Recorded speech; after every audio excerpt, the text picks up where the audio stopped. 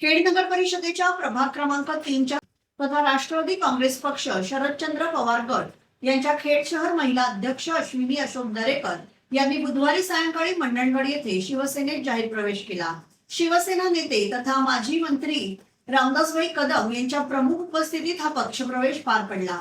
यावेळी महाराष्ट्र राज्याचे गृहराज्यमंत्री योगेशदादा कदम यांचं नेतृत्व आणि राज्य सरकारच्या विविध विकास कामांवर विश्वास व्यक्त करत अश्विनी दरेकर यांनी शिवसेनेत प्रवेश करण्याचा निर्णय घेतल्याचं सांगितलं। या कार्यक्रमात शिवसेनेच्या पदाधिकाऱ्यांनी अश्विनी दरेकर यांचं स्वागत केलं। त्यांच्या प्रवेशामुळे खेड शहरातील शिवसेनेची संघटनात्मक ताकद वाढण्यास मदत होणार असल्याची भावना उपस्थित पदाधिकाऱ्यांनी व्यक्त केली।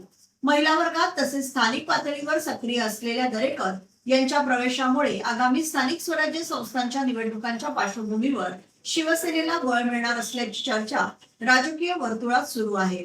यावेळी बोलताना शिवसेना नेते रामदासभाई कदम यांनी राज्याचे गृहराज्यमंत्री योगेशदादा कदम यांच्या नेतृत्वाखाली पक्षाची वाढ होत असून विविध स्तरांवरील कार्यकर्ते शिवसेनेशी जोडले जात असल्याचं नमूद केलं। आगामी काळात खेड आणि मंडणगड परिसरात पक्ष संघटना अधिक मजबूत करण्यासाठी प्रयत्न करण्यात येणार असल्याचंही त्यांनी सांगितलं। या पक्षप्रवेश कार्यक्रमात शिवसेनेचे पदाधिकारी, कार्यकर्ते आणि स्थानिक नागरिक मोठ्या संख्येने उपस्थित होते।